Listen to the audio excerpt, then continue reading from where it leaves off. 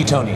Our second area of focus is going to be here. What is social justice, and how can someone take an activity like biking and support a social movement that benefits their community? Starting with Brian. Okay, so social justice is one of those things, just like this green industry, green that, where everybody has a little bit of a different definition of it. So social justice for me, when it comes to cycling, is actually about people gaining access. You know, a lot of us have access and privilege when it comes to education or economy or our religious practices, if it tends to be the mainstream. And one of the things around social justice and biking is that we are in a crisis in our communities. We're in a crisis around health. We're in a crisis around transportation. We're in a crisis economically and environmentally. Bikes just happen to be key and an answer to almost every one of those things on some level.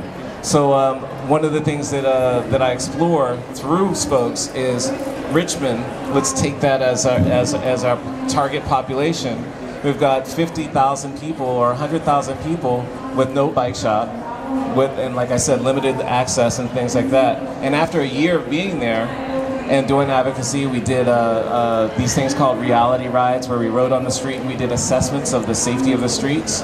But not only did we do that, we invited redevelopment and people in the city council and the mayor's office to ride with us. So we had politicians and we had community people riding with us, assessing the streets.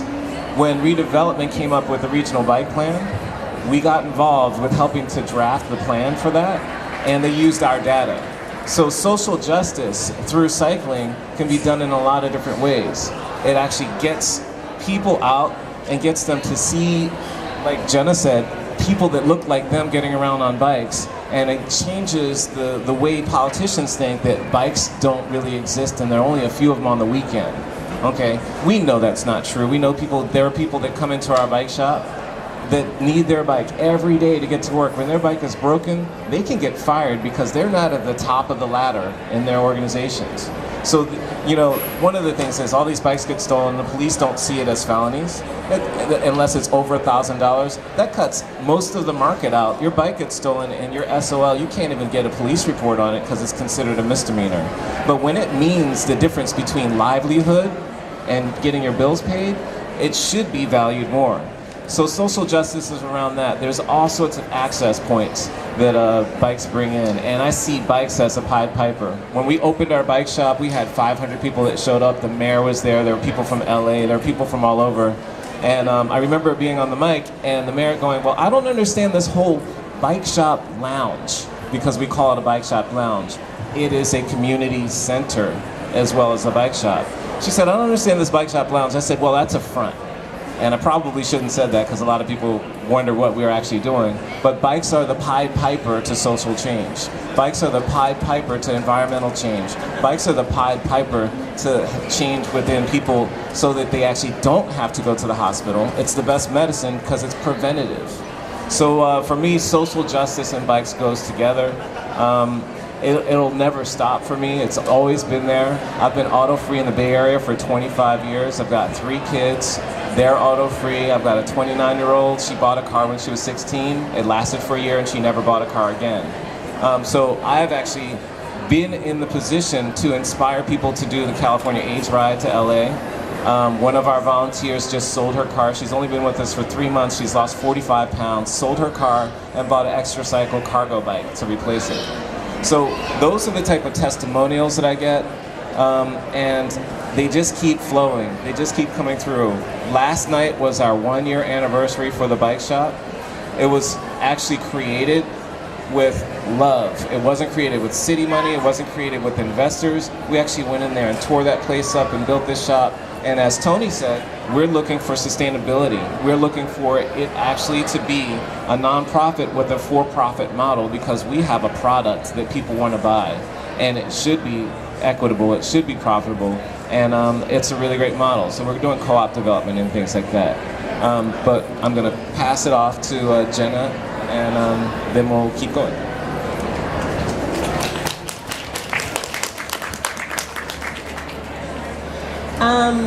For Red Bike and Green, our bike rides are like marches. Like I said, we stage about 3 bike rides per month. They're all community bike rides.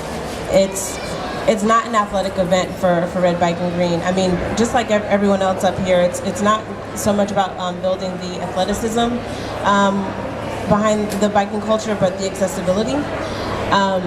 So when we ride, what I really love about our bike rides is that we take up a lot of space and we turn a lot of heads, and it's a prominent reminder, especially in the Oakland community, that that Black people are here claiming space.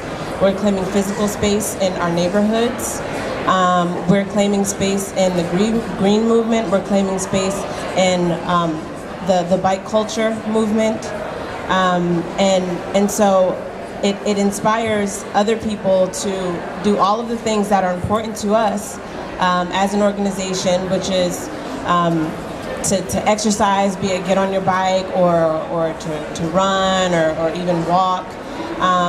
It encourages people to start bike riding more regularly, even if it's not with Red Bike and Green, to just think in ways that are more economically sound, and it's also inspired people to start these other chapters. So the chapters that I mentioned before that are in Chicago and in Atlanta, and hopefully we'll be starting a couple of chapters in New York and New Orleans as well. That's not something that we pushed for. It's something that started on its own. So Red Bike and Green became so widely accepted within the Black community in the Bay Area that Black folks in Chicago and in Atlanta had learned about it and reached out to us and asked us if they could start their own chapters as well. So it's something that is moving organically, and to me that's a sign of a movement, right? So it means that it's something that the people are taking upon themselves to spread and to grow and to encourage other Black people to do it. I mean, we've had people that didn't know how to ride a bike and took it upon themselves to learn how to ride a bike just so that they could participate in one of the Red Bike and Green rides. I mean, it's something that's really, really inspiring people. When we're riding through residential areas of Oakland, people are standing in front of their houses or, out on the corner just like kicking it, and they'll see us ride by and they're like, what the hell is happening in my neighborhood right now? I've never seen so many Black people on bikes. And to be honest, before Red Bike and Green, I've never seen so many Black people on bikes.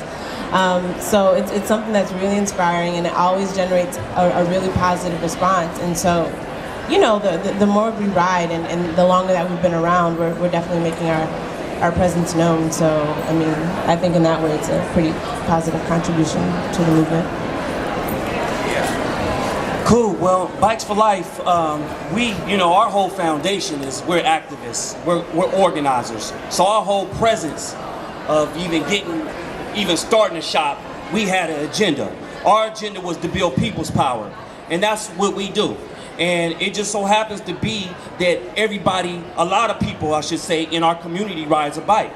So what better way to build a base with people that's already doing this healthy, creative, neat thing is to have a shop, to organize rides, because then we're able to do all of our other things. We do leadership development trainings, we train youth. I brought some youth here, and we train youth on how to organize, how to do campaign organizing, how to organize rides. You learn a lot just by organizing events and rallies. I remember our first campaign that we supported was Ban the Box. We wanted to eliminate the question that's on applications that says, have you been convicted of a felony?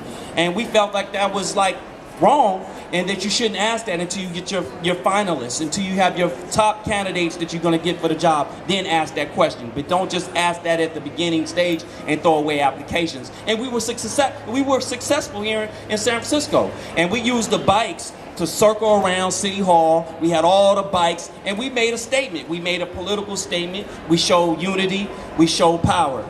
And we were able to eliminate this question on the applications here in San Francisco for city jobs. Now we're working on their vendors. You know, so it's just a way that we can build a base. It's a way that we can tap into what's already happening in our community, and an entry level for folks if they're thinking about organizing. A lot of our youngsters that are coming home out of juvenile hall haven't been exposed to doing anything, any kind of activist kind of work or any kind of green environmentalism stuff. This is the way. They come, they get exposed to it, they end up being excellent leaders. They already have this in them, and we just, you know, we just help with that. We support that, and having the bikes and doing the rides is just one of our activities amongst many things that we do.